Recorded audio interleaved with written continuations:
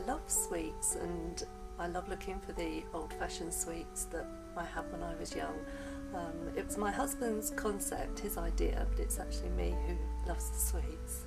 We've expanded our range. I started here with about 140 jars, and now we've got about 225 jars to choose from.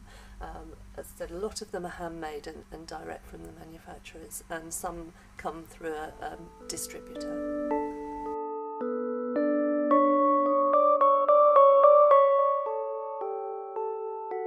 We've been open here nearly 4 months now, but still people come in and they say, "Oh, didn't know you were here, but now we know you're here, we'll come back." So it's spreading by word of mouth. We have advertised a little as well, but it's mostly word of mouth, and the customer base is building up nicely. Most retailers tend to suffer a little in the early months of the year, January, February time. We've been steady in both shops, but quieter, but now it's building up. I'll be able to say more about that when we've done a whole year's trading. People said, "You're mad," but we obviously did lots and lots of homework first before we decided to open a shop.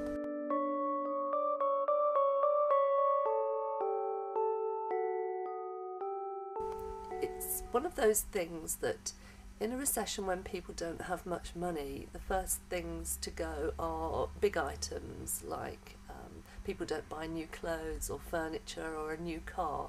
But we reasoned that people would always have a couple of pounds in their pocket to spend on sweets, and people need a treat in a recession. The older people get more excited by the idea of having, the sweets in the jars and being able to choose sweets like they did when they were young, and the little ones just love all the sort of pick and mix and bright colours and things.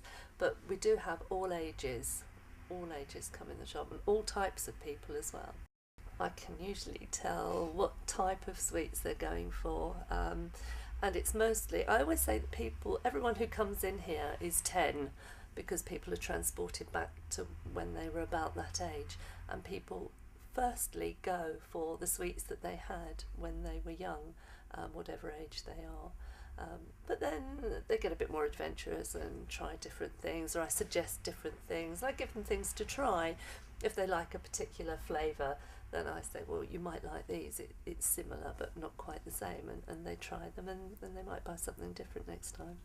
Everyone who comes in is happy and smiling, because they want sweets, and I love meeting the people. Yes, we do have regulars, some who come in every single day, some who come in once a week, and those people do tend to stick to the same thing. I have to be sort of quite careful not to automatically go to the sweets that they usually have.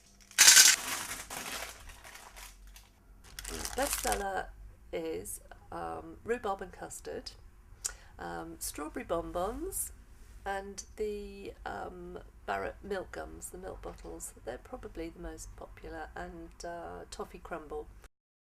When people ask me to recommend something, as you can imagine with all these jars, it's quite difficult.